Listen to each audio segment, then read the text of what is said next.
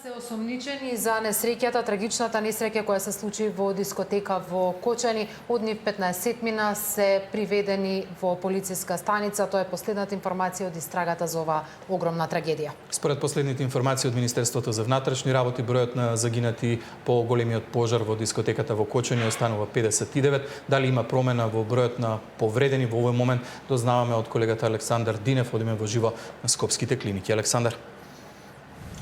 Да, во овој момент последната информација за состојбата на повредените во големата трагедија во дискотеката во Кочани ќе ги слушнеме од министерот за здравство Арбен Таравари. Министре, каква е состојбата, колку повредени има во моментот во болниците кои примаат пациенти од големата несреќа? Ја прво би сакал да се извинам за тоа што доцнам, бидејќи бев и во клиничка болница во Штип и во Кочани и сега се враќам од таму. Официјални информации, сите пациенти се згрижени, сите се во стабилна и релативно добра состојба. На хируршки клиники тука се 25 пациенти моментално, во градска хирургија 24, во болницата 8 септември исто така 24, во Штип 31 и во Кочани 13, значи вкупно се 117 пациенти. Во меѓувреме се испратени надвор од државата 13 пациенти за лекување, евентуално да не се комплицира случајот на овие пациенти кои што лежат во болниците што ги кажав. Посетени сите болници, секаде пациентите се згрижени во добра состојба, надворот живот на опасност.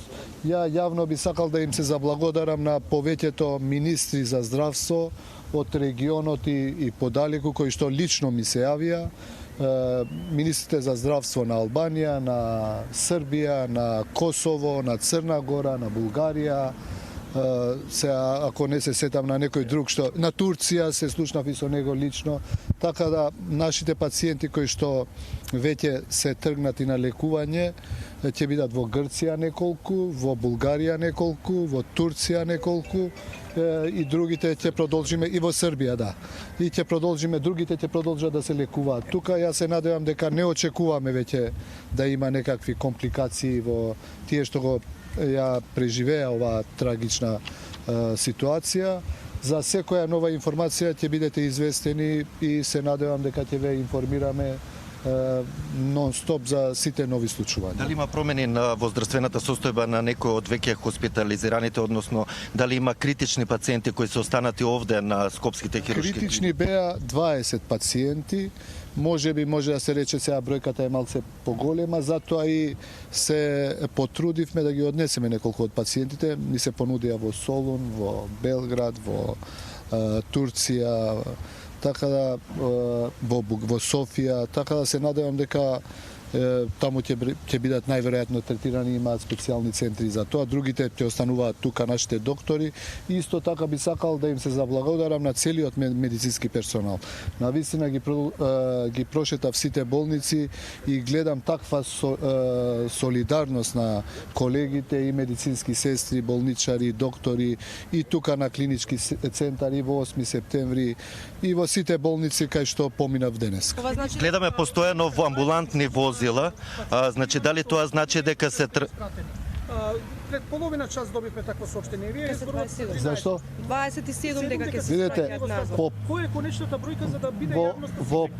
Во план се уште да се испратат, меѓутоа до сега 13 се испратени. Кога ќе има екстра, плюс ќе ви кажеме. Во истите држави или има? Во истите држави. Софија, Белград, Истанбул и Солун. Гледаме постојано амбулантни возила, значи на секои 5 минути. Дали тоа значи дека се носат амбулантни возила од Штип и од Кочани? Уште еднаш ќе ви кажам, во Кочани бев таму околу пола сат. Значи сите пациенти се надвор од секаква опасност. Исто и во Штип.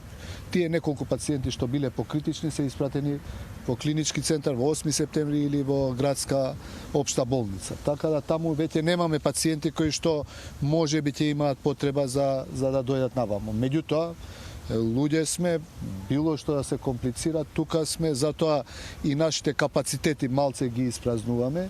и носиме во соседните држави за да имаме капацитети за секој случај да прифатиме иако нешто се комплицира. Иако реално не очекуваме. Министер, дали има семејства кои се уште не знаат Кај им се с за децата? нивните деца, затоа што доаѓаат и до нас овде луѓе и прашуваат. Знам, и мене ми пишуваат доста луѓе. Има Значи, видете, ја имињата на починатите не ги знам и бројот точно не ги знам. Меѓутоа, ние се обидовме преку болниците да им обезбедиме имиња таму кај што се лекуваат за да семејствата стигнат. Меѓутоа, телата што не се идентифицирани, тоа е веќе работа на Министерството за внатрешни работи, да ги прашате таму. Ние сето тоа што имавме како информација, ги споделувавме преку нашите директори и јас лично и целата наша екипа што ги гледате околу мене, кои што се во кризниот штаб, кои што неуморно работеа од наутро до сега. Дали имате можеби проблем со капацитетите во однос на немедицински персонал, него и ресурси? Не, комплетно, значи овде е мобилизирано све. Дури во Кочани ми кажува без да ги повикуваат, сите болници околу Кочани, доктори, сестри дошле без да ги викаат. Истото се случуваше и во Штип, истото е во клинички центар, исто е во 8 септември. Без да ги повикаме, колегите доаѓаат и се солидаризираат. Има доволно лекови и останати средства кои се све имаме, ништо недостасува, значи се што е потребно се има, пациентите се покриени со целата терапија, така да нема никаков недостаток на некое медицинско средство или терапија. Дали некој Обдукцијата на телата? Мола? Обдукцијата на телата? Тоа ќе прашате во судска медицина, тоа сепак оди преку јавен обвинител и како е Дали има процедурата. многу префрлања во приватните болници кои што Колку што знам, неколку, може би се, 2 или 3 или 4, тоа е. Да. На собствено барање. Уште една информација да добиеме Секако. Ја ви стојам на располагање. Ја мислам околу 6 можеме уште еднаш да се видиме, да ве апдейтираме со новите Може да информации. ги дам бројките за восстанство кои се упатени. Да, директор. Мака од последното во Ве морам ке министерот да ве фатат на мерите. Сменете се со министерот. на последното во приватните болници има 3 пациенти во Систина 1 во Жан Митев 3 на собствено барање, иначе да истакнам дека двете болници ги дадоа 5 возила со интензивна нега на располагање за транспорт на пациентите. Бидејќи ставно збор за опекотини кои може да се комплицираат наредните денови, конзилиумот на доктори сметаше дека е добро да се направи место во Скопје за сите пациенти, а најкритичните да се испратат во странство.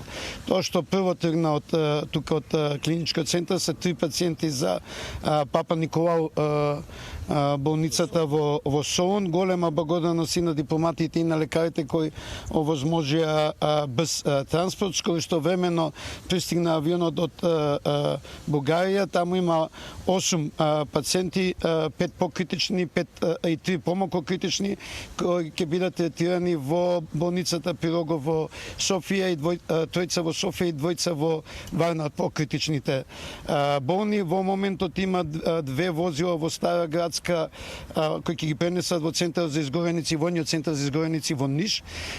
Од српски екипи со брза помош. Од Белград треба да пристигнат 3 возила за да ги пренесат на ВМА.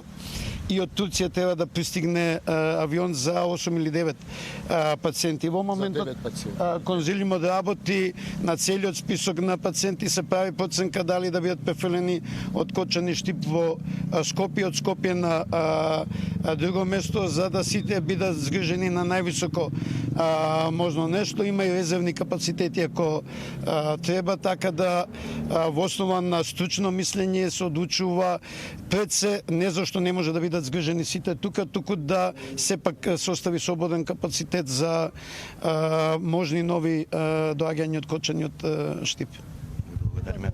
Да, студио, како што можевме да слушнеме, ова беа последните информации од здравствените власти. Според министерот за здравство во овој момент има 117 повредени кои се хоспитализирани во болниците во Штип, во Кочани, овде на клинички, во Старата градска болница и во ГОП 8 септември. До овој момент 13 пациенти се кои биле во критична, односно тешка состојба, се транспортирани на понатамошно лекување во болниците во Солун, како што кажа директорот на Фондот за здравство, во болниците со авионски транспорт во Пирогов. Остануваме овде да ја следиме состојбата. Таравари најави нова информација во 18 часот, секако ќе пренесеме за во централниот дневник понови и попрецизни информации околу состојбата на тешко повредените. Александар Динев, ти благодарам, ќе ти имаме повторно кога ќе имаш нови информации. За сега ги сублимиравме состојбата и лекувањето на повредените во оваа несреќа. Оно што е многу важно е да се види каква одговорност ќе има и како ќе се расчисти целиот овој случај. Министерот за внатрешни работи пред малку одржа пресконференција на која соопшти до каде е истрагата и колкумина се осомничени за кои дела практично за да дојде до оваа несреќа која што ја видовме. Александар Спасовски во Кочани беше на пресконференцијата на министерот Панче Тошковски. Александар, за колку осомничени лица зборуваме и што точно Министерството за внатрешни работи до овој момент има утврдено? Саци, како што кажа министерот Панче Тошковски, станува збор за 20 на осомничени лица, меѓу нив, како што кажа тој, 15 мина веќе се обезбедени и се наоѓаат во полициска станица, меѓутоа меѓу осомничените има и лица кои што загинале во пожарот, а има и 4 лица кои што во овој момент се на укажување на медицинска помош во болнициве низ земјава. Според информациите кои што ги соопшти министерот Тошковски, меѓу осомничените има и членови на бендот кој што настапувал, син на собственик на дискотеката, управител на правно лице, еден од поранешните директори на дирекцијата за заштита и спасување, како и една поранешна генерална државна секретарка во Министерството за економија. Според информациите кои што до овој момент ги има обезбедено истрагата, се сомневаат дека на коруптивен начин собственикот на дискотеката успел да набави, како што рече министерот за внатрешни работи Панче Тошковски, фалсификувана лиценца за да може да работи неговиот клуб, и иако тој не сакаше директно да каже, веројатно тоа е едно од причините поради која што меѓу осомничените е и поранешната државна секретарка во Министерството за економија, имајќи предвид дека оваа институција согласно последните законски измени била надлежна да дава лиценци за работа на вакви локали. Во поглед на тоа колку во поглед на бројот на осомничени и начинот на кој што тече истрагата, имаме дел од изјавата на министерот Тошковски. Има осомничено повеќе од 20 на лица.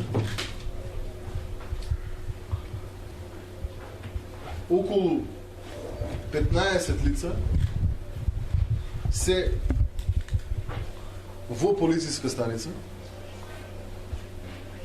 Дел од осомничените за предизвикување на овој кривично правен настан се починати, согласно сомненијата кои што ги имаме до сега од аспект на осомничени.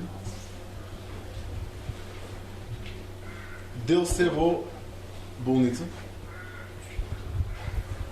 4 лица имаме моментално обезбедени во болница.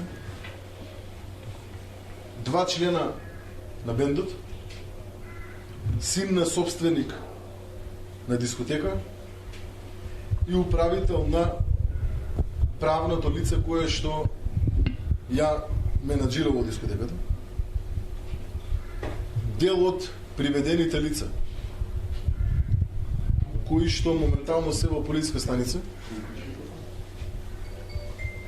се луѓе кои имаат директна вина во врска со овој кривично правен настан, согласно доказите кои што ги имаме до сега со ова. Односно, приведено едно лице кое што е организатор на настанот и за кое што имаме сомнение дека е еден од оние кои што имаат директна вина во рамки на сторување на конкретни кривични дела поврзани со овој настан. Исто така, приведени се поранешен државен секретар на Министерство за економија, поранешен, мислам дека и сегашен раководител на еден сектор во рамки на Министерството за економија. Имаме приведено поранешен директор на дирекција за заштита и спасување и тројца вработени во рамки на дирекцијата. Александар, што значи овој дел поврзан со лиценцата? Слушаме во текот на целиот ден и гледаме информации кои произлегуваат од самата документација дека овој објект немал лиценца за работа, односно последната била истечена минатата година во март. Но сега министерот за внатрешни практично алудира на тоа дека постои некаков нелегален документ кој го поседувала дискотеката. Што точно се случува во врска со нејзиниот правен статус? Во овој момент министерот Тошковски рече дека нема да излегува со повеќе детали, имајќи предвид дека доколку би излегол, тоа би можело да и наштети на истрагата. Барем така рече, меѓутоа потврди одредени шпекулации кои што ги отворија новинарите, морам да кажам, пред секој што рекоа дека повикувајќи се на информации кои што кружат овде низ Кочани, дека тој платил 7.000 евра за да добие лиценца на нелегален начин, и министерот Тошковски рече дека и полицијата ги има овие информации, дека веројатно тие информации се точни. Рече дека лиценцата е добиена преку систем на мито и на корупција, меѓутоа, како што кажа, нема да дозволи во оваа ситуација оние кои што го прекршиле законот да се извлечат. Рече дека сите ќе бидат објавени со име и со презиме и дека најстрого ќе одговарат. Имаме дел од изјавата на министерот Тошковски. Легална лиценца за работа оваа фирма нема. Не би сакал да откривам повеќе детали во таа насока, заради тоа што сме во многу рана фаза во рамки на оваа истражна постапка. Но сакам едно да кажам, а тоа е дека и оваа лиценца, како и многу други работи во минатото во Македонија, е поврзана со мито и корупција.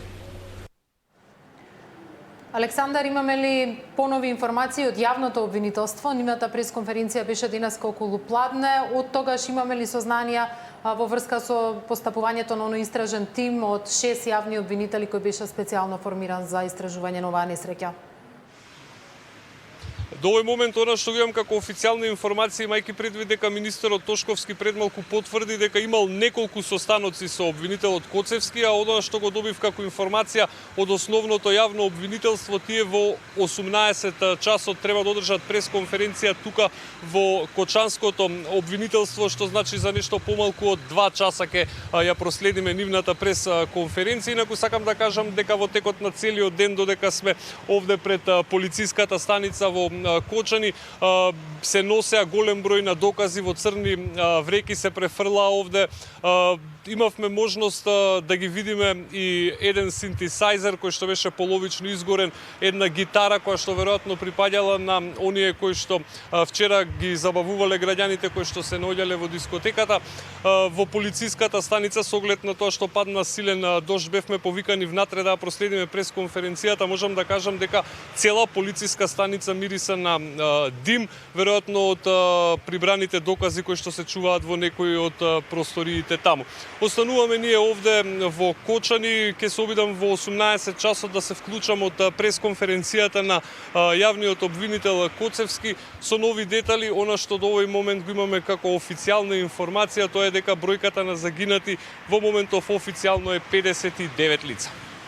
Да, Александар Спасовски во живо од Кочани, благодариме за последните информации поврзани со истрагата кој што ги објави министерот за внатрешни работи Панче Тошковски. Славица, од утрото во јавноста се појави информацијата за тоа дали компанијата која што стопанисувала со објектот на дискотеката Пулс ги имала сите потребни лиценци за работа и каков прочем оваа компанија работела изминатите години. Телевизија Сител побара одговори во однос на тоа кога е изграден објектот во кој што функционирала оваа дискотека, кога бил легализиран, но и што предвидува законот да поседува како дозволи за работа, а што впрочем поседувала. Деталите ги слушаме од прилогот на колешката Габриела Леско. Изграден во 1999-та, легализиран во 2005 година. Објектот каде се наоѓа дискотеката Пулс, каде вчера избувна фатален пожар кој резултираше со човечки жртви и над 100 повредени, никогаш не побарал елаборат за противпожарна заштита, покажуваат документите на Дирекцијата за заштита и спасување. Тоа значи дека дискотеката не работела согласно закон. Директорот вели дека за едно правно лице да функционира согласно прописи и закони, мора да поседува ваков документ кој Дирекцијата за заштита и спасување никогаш не го издала за овој објект. Ги разгледуваме целата документација по однос на објектот. Имаме информации дека е изградено на 99 година. Значи, дека е легализиран 2005 и нема, до сега ние не увидовме во нашата документација дека постои нивно барање за елаборација. Двајца инспектори од оваа институција соработуваат со останатите за да се увидат точните причини за избувнување на пожарот. Кој објект е должен да поседува соодветни уреди, инсталации и опрема за заштита од пожари и експлозии. Кои видови се предвидени во елаборатот за заштита од пожари. Значи, елаборатот прикажува целата фотографија кои уреди треба да ги има еден објект. Значи, покрај ова, правните лица се должни за објектите да имат донесено план за заштита и спасување. Според информации на сите од дискотеката Пулс, во моментов нема ниту важечка лиценца за работа. Извори од истрагата велат дека дискотеката оперирала со фалсификувана лиценца. Министерството за економија последната дозвола за работа им издала на 13 март 2023 година, во важност од 1 година. Исто така сметката им била блокирана, па се поставува прашањето како продавале пијалоци и услуги за време на забавите. Оперативниот безбедносен план кој мора да го поседува една функционална дискотека или кабаре налага дека овие објекти мора да имаат најмалку 2 излези. Во оваа дискотека имало само еден влез и излез, што значи дека е прекршен и овој дел од преписите. Од видеата кои кружат на социјалните мрежи може да се забележи моментот како настанал големиот пожар. Повеќе искри од пиротехника се пренесуваат на сценографијата во дискотеката, пошто за неколку секунди избувнува огромен пожар. Пеачите во моментот кога забележуваат дека пожарот интензивно се проширил, извикуваат на присутните веднаш да ја напуштат дискотеката.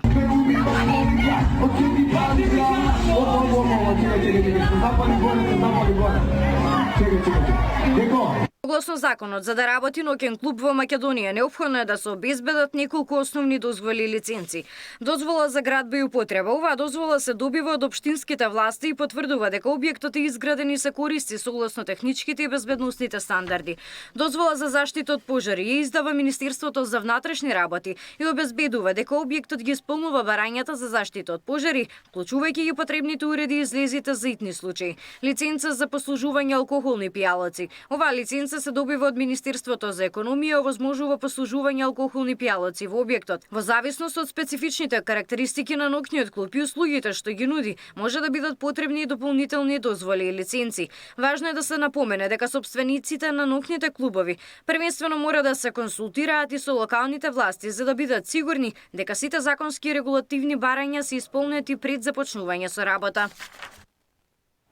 Да, и од последните информации од истрагата, но и од оваа изјава од директорот на дирекцијата за заштита и спасување и сите детали до кои што дојде телевизија Сита, останува се појасно дека била направена злоупотреба на голем број законски прописи и регулативи. Ние разговаравме денеска и со стручните лица од Градежниот факултет во Скопје, од деканот на овој факултет, професорот Горан Марковски. Побаравме одговор од она што можеше да го види за каков објект станува збор, просториите во кои што функционирала дискотеката во Кочани и какви стандарди би требало да исполнуваат вакви објекти во кои што се одржуваат масовни настани. Што предвидуваат прописите за заштита од пожар во вакви објекти каде што има присуство на поголем број граѓани во однос на поставеност на противпожарни апарати, систем за заштита од пожари, противпожарни излези? Што предвидуваат прописите? Значи предвидуваат соодветни материјали прво, користење на соодветни материјали. Не може било кој материјал да се користи во вакви објекти.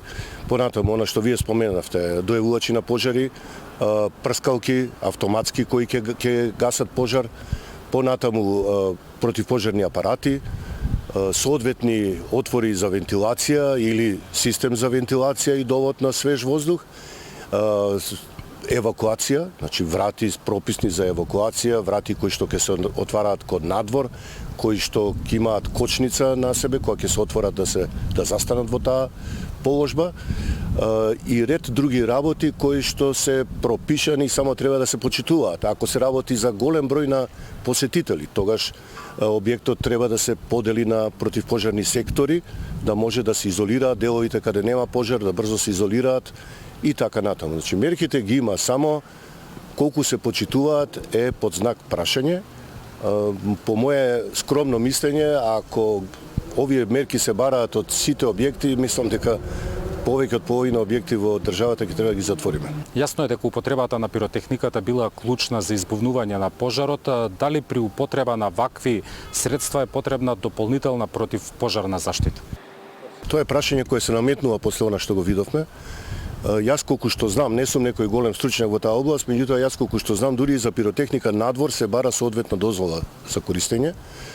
Во така стеснет простор, релативно низок и така натаму да се внесе пиротехника и да се користи е дополнителен голем ризик за кој што требало да постои свесност кај оние кои донесле таква одлука.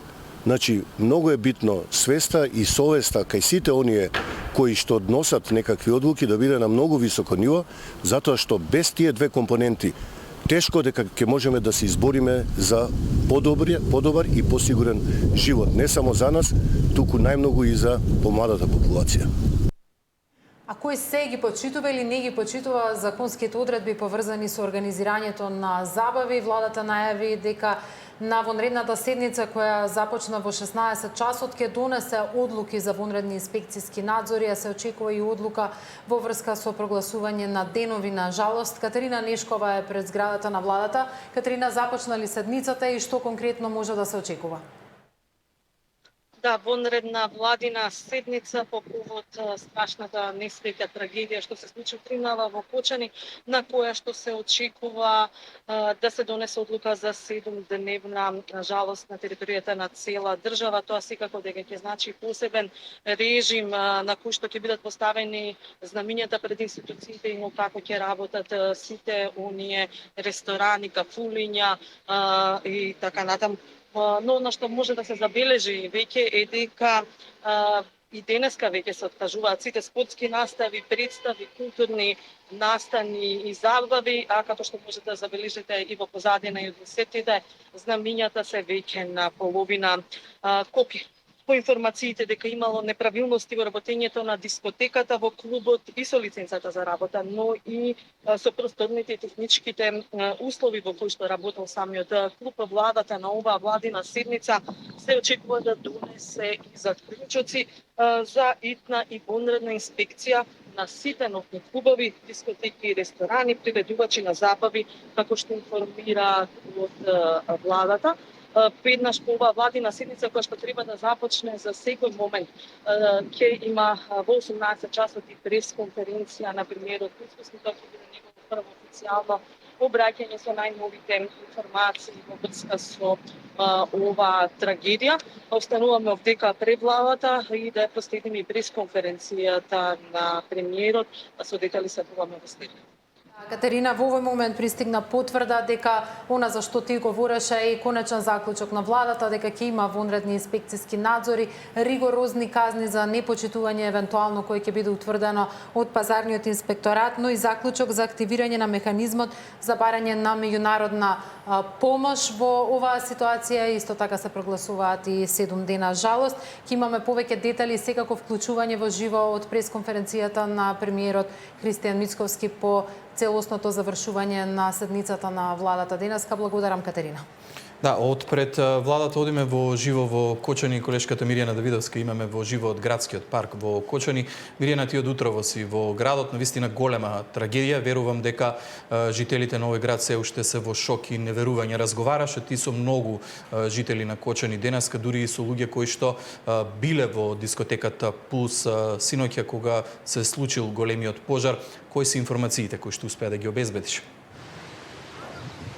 Да, Иван, многу се травматични сликите денеска овде во Кочани. Во моментот, како што спомени ти, сум на градскиот плоштад, каде што граѓаните истравматизирани во болка и тага доаѓаат за да запалат свеќа за своите загинати сограѓани. Буквално целиот ден сме во градот и пред болницата, каде што најблиските членови на семејствата на починатите се пред болницата, каде што ги идентификува телата на жртвите. таму навистина беше многу тешко да се долови, да се пренесе целата слика и не сакаа сите да зборуваат пред камера, но со оние кои што успеавме да разговараме, кои што всушност се сведочи или биле присутни во самата дискотека во текот на ноќта, слушнавме дека тоа било навистина како од хорор филм. Марија Тасева, која има 20 години, буквално за малку да настрадала, едва се спасила во целото стампедо кое што се случило откако избувнал пожарот во делот на покривот. Вели дека имало само една врата. Огромен број на лица кои што биле внатре во дискотеката и едва е успеала да се извлече бидејќи паднала на земја и буквално газеле врз неа. Таа имаше повреди на делот на главата, на лицето, но беше во стабилна состојба, но за жал таа била во дискотеката заедно со нејзината 26 годишна сестра. Буквално се вратила назад во целиот тој црн чад да ја побара, но не успеала да ја најде. Марија сведочеше пред нашата камера дека дури пред околу 2 часа дознала дека таа починала. Иако претходно не успеала да добие информации, мислела за цело време и се молела дека може би е во некоја од клиничките болници. Имаме дел од ова сведоштво, предлагам да го погледнеме во продолжение. Беше гужва, имаше долно простор вака или многу беше гужва преполно? Беше гужва, да.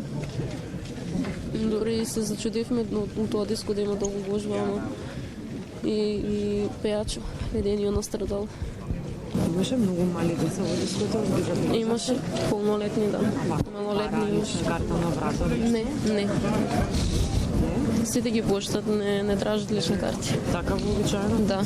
Ако има рација, тога и само ги палат од диското. Колку време бевте во целиот тој хаос на стампедот? 10 минути и повеќе, сигурно. Нема воздух и не можев ништо да гледам, пошто сите одаа преку мене и не бев доволно свесна да знам. Бев при средина или на почетокот? На средината на скалите. И сите одзгоре како се бутаа и преку мене одеа и јас немав како да дишам. Како успеа да се извлечеш, да истана надолу? Сите си излегнаа и јас на крај некако се извлечев и се тргнав и се врнав по сестра ми, ама не ја најдов. Бевме прво Штип у таа болница, чекавме таму многу сати, многу време од Сабајле, ама ништо немаше. Немаше никој список и на крај тука дојдевме, кажаа можно е да е тука. И кога дојдевме, улезевме натре и кажаа дека покажаа ни слика од неа, дека изборена тука. И кажавме дека е она. Миријана, ти благодарам за ова вклучување. Навистина е трагично ова што можевме да го слушнеме и од преживеаните кои загубиле некој во оваа трагедија. Сања, веќе слушнавме информација од Министерот за здравство дека е договорен транспорт на 13 пациенти во соседни држави за лекување и владата донесе заклучок да биде побарана меѓународна помош. Дали е почнат тој транспорт, дали се веќе транспортирани овие 13 пациенти или кои се точните бројки кои ти ги имаш? Така, она што претпоставам го спомена министерот Таравари е за оние што веќе се транспортирани, инаку според оние официјални податоци кои што ги добиваме од оној Центар за координација во Министерството за здравство, вкупно 27 повредени од пожарот во Кочани веќе се транспортирани и се во подготовка за транспорт во странски центри, тоа во Србија, во Бугарија, во Грција и во Турција. 5 пациенти веќе авионски се транспортирани во Пирогов во Софија, каде што има специјализиран центар за изгореници, тоа за посериозни изгореници, бидејќи да напоменеме, ние се наоѓаме пред клиниката за хируршки болести Светинао Мохридски, каде со години не работи центарот за изгореници. 9 пациенти авионски ќе бидат транспортирани во Истанбул и во Анкара, односно во Турција, од кои што тројца пациенти се од скопските клиники, 6 пациенти се од градската општа болница 8 септември. Со возила на брза помош, не авионски, односно со возила на брза помош, тројца пациенти ќе бидат однесени во специјален центар во Лариса во Грција. 5 пациенти со возила на брза помош веќе се на пат кон Србија, односно кон клиничките центри во Ниш и во Белград, и 5 пациенти со возила на брза помош ќе бидат транспортирани во Бугарија, односно во Софија и во други центри каде што ќе може да бидат згрижени и третирани. За сега, како што напоменав, ова е бројката од 27 пациенти кои што се планира да бидат транспортирани во странски центри. Уште утринава, кога претседателката Василјановска Давкова беше во посета на хируршката клиника Свети Наум Охридски, кажа дека уште утринава и од Бугарија и од Србија веќе понудиле помош за медицински третман на пациентите и дел од нив веќе се транспортирани, дел чекаат авионски превоз, другите се на пат, како што напоменав, со возила на брза. Информациите доколку има повеќе информации во следното издание на Дневникот на Сител. Да, Сања, ќе следиме ситуацијата, секако ќе известуваме и во текот на попладнето за сите нови информации. Ние од старата градска болница се селиме пред клиничката болница во Штип, таму е колегата Даниел Василев. Даниел, според последните информации од Министерот за здравство, од вкупно 117 пациенти кои што во моментов се хоспитализирани, 31 се наоѓаат во Штипската клиничка болница. Каква е нивната здравствена состојба? Иван, пред да кажам за нивната здравствена состојба, морам да кажам дека во овој момент ситуацијата е далеку посмирена од пред некаде час и половина тука пред приемната амбуланта на клиничката болница во Штип. Сите оние членови на семејствата на жртвите веќе се повлечени, некаде околу 20 на луѓе се останати тука за да почекаат некакви информации за своите најблиски. Инаку, како што каже и самиот ти, 31 пациент се хоспитализирани тука во Штип и тоа е информација која што доаѓа од Министерот за здравство Арбен Таравари, со оглед на тоа што од моето последно вклучување до сега немаме добиено никаква официјална информација од надлежните тука во клиниката во Штип. Меѓутоа, она што е важно за семејствата на сите оние кои што се хоспитализирани тука е дека директорот на клиниката уверува дека за сега не им е потребна никаква помош, дека ги имаат сите потребни материјали за да можат да им ја дадат потребната здравствена помош на сите пациенти кои што се хоспитализирани тука. Инаку уште од рано изутрина мобилизиран е целиот медицински персонал од Штип во обид да им се помогне на сите оние кои што се примени. Инаку Штипската болница беше таа која што првично го помина оној прв бран на повредени со оглед на тоа што во периодот помеѓу 3 и 5 часот наутро хоспитализирани биле некаде околу 80 пациенти, инаку донесени се и 7 безживотни тела, барем според последните информации кои што ги имавме, 4 беа идентификувани, 3 се уште не се идентификувани. Меѓутоа, за тоа каква е здравствената состојба на пациентите кои што се хоспитализирани тука слушаме од директорот на клиниката во Штип, доктор Владко Захариев. Во моментот пациентите 39 се предимно се со втор степен на изгореници. Еден пациент имаме травматолошка повреда под коленица на лева нога, фрактура на тибија и фибула. Тој пациент е збринет во моментот на ортопедија и за утрешниот ден се планира и негова санација, тоест операција. Се на работа денес, нема недостиг, значи има доволно антибиотици, доволно серум, тетабулини, тел, завои, вазелински гази се имаме во доволен број. Даниел, благодарам за целодневното известување од болницата во Штип, каде се уште се лекуваат дел од пациентите, но нема критични случаи според информациите и од менеджментот на болницата, но и од Министерот за здравство. Државниот врв уште утринава изрази сочувство до семејствата на загинатите во оваа трагедија. Нивните пораки и нивните сочувства ги гледаме во продолжение. Тежок и многу тажен ден за Македонија. Загубата на толку млади животи е ненадоместлива, болката на семејствата, на најблиските и пријателите е неизмерна. Премиерот Христијан Мицкоски со сочувство по повод трагедијата во Кочани. Во овие моменти на длабока тага нашите мисли се со оние што ги загубија своите сакани. На повредените им посакувам брзо закрепнување, а на семејствата на загинатите сила да ја издржат оваа незамислива загуба. Народот и владата ќе направат се што е во нивна можност, барем малку да ја ублажат нивната болка и да им помогнат во овие најтешки мигови. Ги повикувам сите надлежни институции, здравствените служби, полицијата, локалните власти да преземат итни мерки за помош на повредените и поддршка на погодените семејства. Владата е целосно мобилизирана и ќе направи се што е потребно за справување со последиците и утврдување на причините за оваа трагедија, напиша премиерот. Тој повика на заедништво, сплотеност, хуманост и одговорност во овие тешки моменти за државата. Ова е црн ден за Македонија, напиша и лидерот на опозицијата Венко Филипче, повикувајќи на солидарност и поддршка. Со тешко срце ја прими веста за страшната трагедија во Кочани. Ова е црн ден за Македонија. Загубата на толку многу млади животи е ненадомеслива болка за семејствата, за нивните пријатели и за сите нас. Ги повикувам сите институции, здравствени работници, но и целото општество да се обединиме во помошта за настраданите и нивните семејства. Како лекар стојам на располагање за секој вид помош што можам да ја дадам во оваа тешка ситуација. Сега не е време за поделби, туку за обединување во тага и во напорите да помогнеме, напиша лидерот на СДСМ. Сочувство и молитви за починатите стигна и од Македонската православна црква и нејзиниот поглавар. Во овие мигови на непоимлива скрб да не заборавиме дека Бог е Бог на живите и дека во него нема мртви. Оттаму, иако е невозможно да се најдат човечки зборови за утеха, сепак утеха на семејствата и блиските, но и на сите нам. Нека ни биде верата дека споменот на праведниците е вечен и дека тие вечно ќе постојат во вечно животиот Бог. Се молиме торединиот Бог, Богот на љубовта, да ги прими душите на невино постраданите своји чеда во Едемската градина, на нивните најмили да им даде утеха и сили, испраќајќи им ја својата небесна закрила. На повредените пак, Бог лекарот на се, да им дарува брзо закрепнување и исцеление, напиша председателот на Светиот архиерејски синод на Македонската православна црква Охридска архиепископија Стефан. Пораки за сочувство стигаат и од министри, пратеници, политички партии.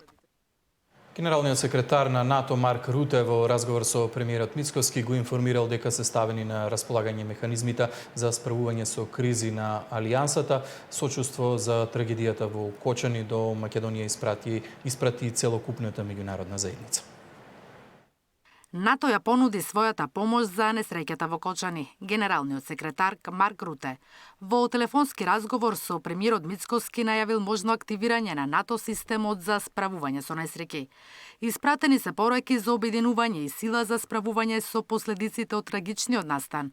Во овие моменти остануваме обединети и одлучни во борбата против корупцијата, промена на системот и одговорност за причинителите на несреќата, информира кабинетот на премиерот. Сочувство за загубата и помош изрази амбасадорката на САД во Македонија Агелер. Нашето најдлабоко сочувство оди до жртвите и нивните најблиски во ова страшно време, а на повредените им посакуваме брзо закрепнување. Загубата на толку многу млади животи во една заедница е страшна трагедија. Му понуди секаква помош и целосни ресурси на амбасадата на САД на премиерот, како и нашите молитви за сите оние кои страдат денес, напиша Агелер. Длабока трага поради трагедијата упати еврокомесарката за проширување Марта Кос. Европската унија се солидаризира со народот на Северна Македонија во овој момент на тага, напиша и председателот на Европскиот совет Антонио Кошта. Моето сочувство до фамилиите на жртвите и нивните блиски, изрази украинскиот председател Зеленски. Украина стои до македонските пријатели на овој тажен ден. Сочувство изрази и унгарскиот премиер Орбан. Сакам да изразам длабоко сочувство до премиерот Мицкоски и македонскиот народ за трагичниот пожар што изби вчера во Кочани. Нашите мисли и молитви се со семејствата на жртвите. Останувам без зборови и се молам повредените да закрепнат и семејствата на жртвите да најдат сила да ја понесат нивната неутешна загуба. Во име на Албанија ја изразувам нашата подготвеност за каква и да е потребна наша помош, истакна и Еди Рама. Помош понуди и лидерот на ГЕРБ Бојко Борисов. Во најтешките моменти остануваме заедно. Затоа ја пружи сета помош што Бугарија може да ја пружи. Србија во вторник ќе прогласи ден на жалост за трагедијата во Кочани, а председателот Вучич се понуди да испрати хеликоптери, медицински транспортни возила, медицински тимови како помош, како и да се примаат голем број од повредените во болниците во Србија. Србија е секога со своите пријатели подготвена во согласно со своите можности да пружи секаква потребна помош, објави на социјалните мрежи Вучич. Сочувство и подготвеност за помош стигна и од Грција. Премиерот Мицотакис напиша дека Грција е подготвена да помогне во ова тешко време. За трагедијата со голем број загубени животи, сочувство изразија и високиот представник на Европската унија за надворешни работи Калас, председателката на Словенија Мусар, на Албанија Бегај, косовскиот премиер Курти, а телеграма со сочувство стигна и од папата Франциск. Веста за трагедијата во Македонија ги наполни насловните страници и на светските медиуми, кои во текот на денот испратија и своји екипи во Македонија. Гледаме дел од известувањето. Веста за катастрофалната трагедија во Кочани го обиколи светот. Агенции од сите континенти ја пренесуваат информацијата за несреќата која одзема над 50 млади животи, а повеќе од 100 се повредени. 51 загинати, десетици повредени во пожар во ноќен клуб во Северна Македонија е прва вест на CNN, BBC, Sky News, Guardian, Reuters.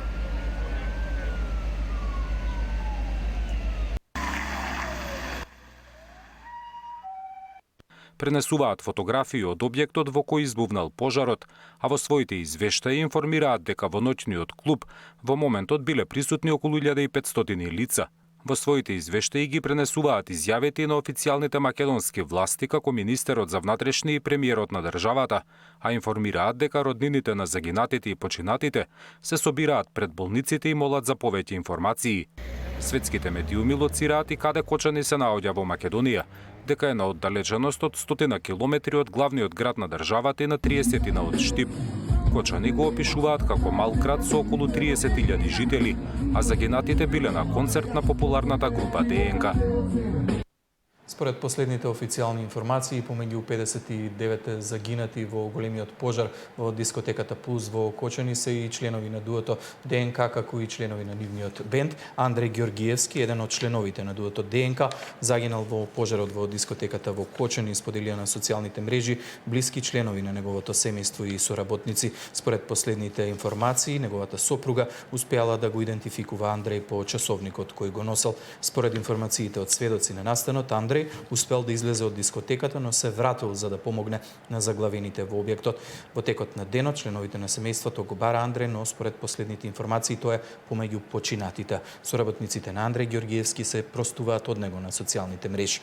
Меѓу 4 лица кои починаа од Штип во пожарот во дискотеката во Кочани е и директорот на Домот на култура Ацо Шопов Штип, Филип Стевановски. Стевановски беше продуцент, пианист, тромбонист и композитор, магистар по джез науки, вработен беше како професор во Државниот музички училишен центар Сергер Михайлов во Штип. Стевановски свиреше во бендот ДНК, кој вчера настапуваше во дискотеката во Кочани.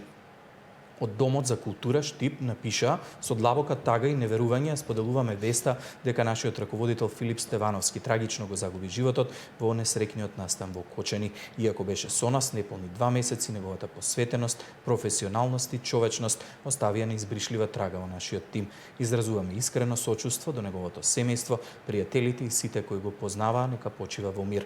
Помеѓу загинатите и младиот струмичанец Ѓорги Ѓоргиев на возраст од 24 години, тапанар на групата ДНК, која синоќа настапуваше во дискотеката Пулс во Кочани. Веста на социјалните мрежи ја потврди и градоначалникот на Струмица Костадин Костадинов. Според последните информации, помеѓу загинатите и Сара Пројковска, професорка по пијано на Факултетот за музичка уметност, која пеела придружни вокали. Од неа на социјалните мрежи се простија пријателите и соработниците. 59 починати, 117 се уште во болница, 13 лица пренесени на лекување во странство. Тоа е билансот на денот по големата трагедија која се случи рано изутринава во раните утрински часови во клубот Пулс во Кочани. 20 лица се сомничат за ова кривично дело, 15 се обезбедени од страна на полицијата. Повеќе детали најавуваме за следните вклучувања во оваа отворена програма. Во 18 часот се вклучуваме во живо и од владата, каде е најавена пресконференција на премиерот Мицковски. Останете со програмата на телевизија Сител.